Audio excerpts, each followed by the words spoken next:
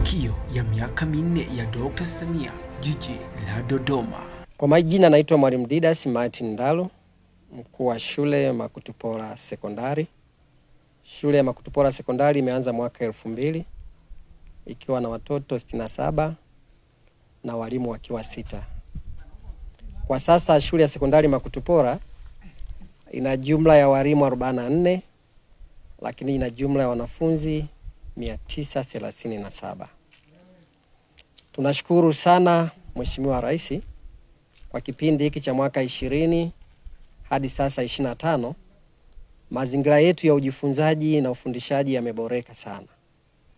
Tumekuwa na miradi mbalimbali ambayo imepelekea mazingira kuwa mazuri, lakini pia kwa sababu ya hii miradi imepelekea hata matokeo ya shule kuweza kubadilika.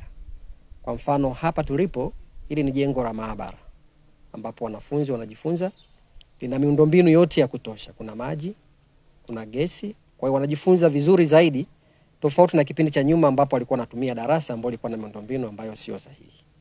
Lakini pia tuna majengo mawili ambayo yalijengwa kwa ajili ya uviko 2020, imesaidia sana wanafunzi kuweza kupata sehemu za kujifunzia.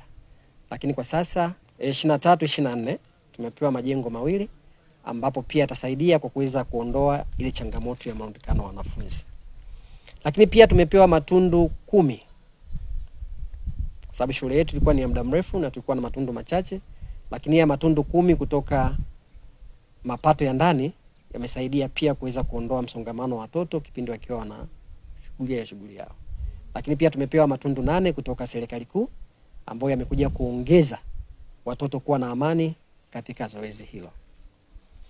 Kwa upande wa maabara tulipewa milioni 60 kwa ajili ya kukamilisha, na milioni 60 imeweza kusaidia tumeweza kufikia maabara hii imekamilika. Lakini kwa upande wa majengo ya uviko tulipewa milioni 40 na madarasa yamekamilika yanatumika.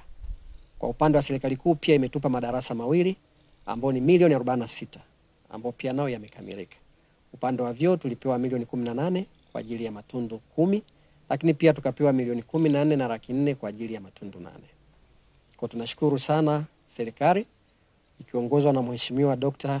Samia Suluhu, lakini pia tunashukuru mbunge wetu amekuwa chachu sana katika kuleta maendeleo. Ametuletea kompyuta, ametuletea na vitu vingine ambavyo vinasaidia zoezi la ufundishaji kuwa mzuri. Lakini tunashukuru ushirikiano mkubwa ambao pia anatupa Mheshimiwa Diwani wa kata yetu. Sababu yote yanatendeka kwa ushirikiano wake kwa kuweza kupigana ili maendeleo ya shule yaweze kukaa salama.